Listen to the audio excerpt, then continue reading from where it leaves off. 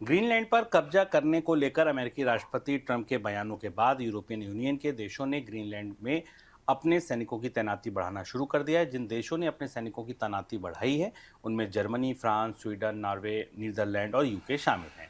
सैनिकों के इस जमावड़े से अमेरिका के नेतृत्व वाले सैन्य संगठन नाटो के भविष्य पर सवाल उठ रहे हैं।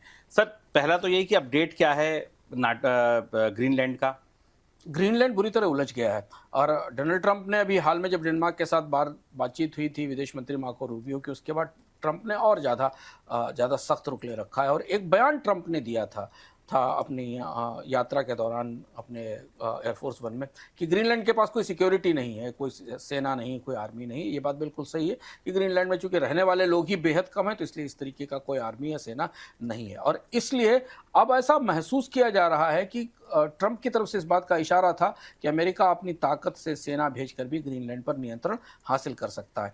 और इसलिए नाटो ने अपनी फोर्सेस वहां मूव कराई हैं। जर्मनी, फ्रांस, नॉर्वे, स्वीडन और नीदरलैंड्स ने छोटे छोटे टुकड़ों में अपनी एक्सरसाइजेस शुरू की है। आर्कटिक को में जो ग्रीनलैंडिक टेरिटरी है उसके आसपास अपने अपने जंगी जहाज और बेड़े पहुंचाने शुरू किए हैं। छोटे आकार में है, दिखने के लिए, ये अभ्यास के लिए किए जा रहे हैं, लेकिन तैयारी इस बात की है कि डोनाल्ड ट्रंप जैसे अप्रत्याशित रूप से जैसे फैसले लेते हैं, जैसा उन्होंने वेनेजुएला में किया, अगर ऐसा वो कुछ करते हैं तो उन्हें वहां नाटो के प्रतिरोध का सामना करना पड़ेगा। और ये नाटो के भविष्य के लिए और यूरोप और अमेरिका के रिश्तों के लिए का एक बड़ा प्रस्थान बिंदु होगा अगर ग्रीनलैंड में कोई एक्शन होता है।